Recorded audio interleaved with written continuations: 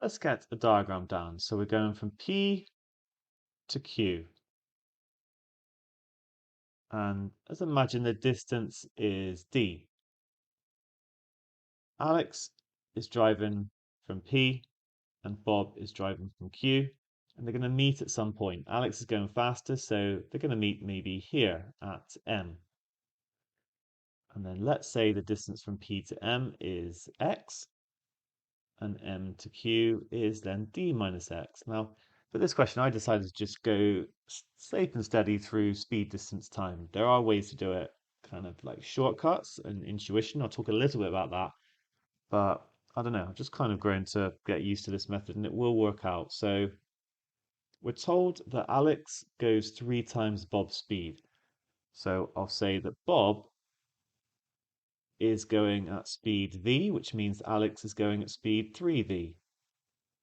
The distance for them to first meet that Alex travels is x, and then for Bob, it's just d minus x.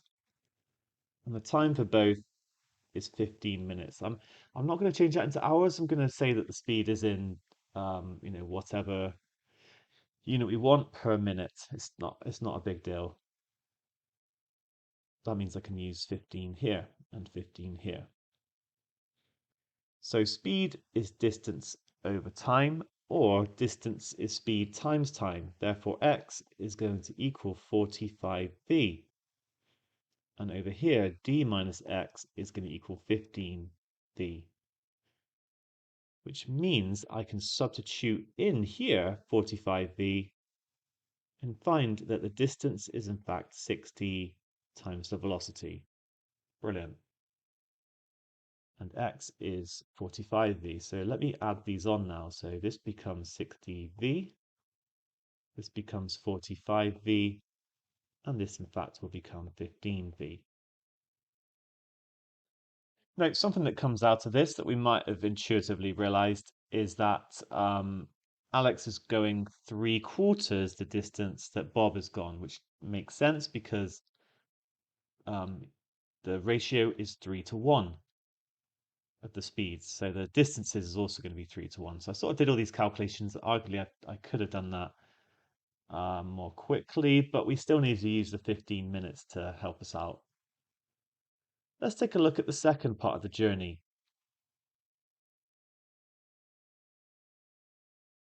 So the speeds remain the same.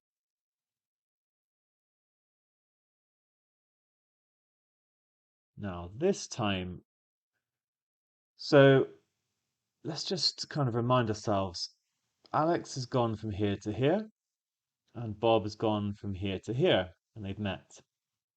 For them to meet again, Alex is going to carry on, turn around, and then catch up. So maybe they meet for the second time here at N. Whilst running out of colours here, but whilst Bob is just simply going to carry on along. So let's say this distance here is y. That's the amount that Bob has travelled. So dB is going to equal y.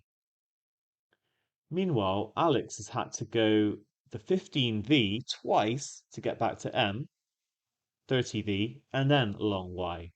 So 30v plus y. And importantly, the times are going to be the same.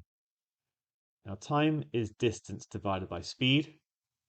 So it must be that 30v plus y over 3v is equal to y over v. I can cancel out these v's.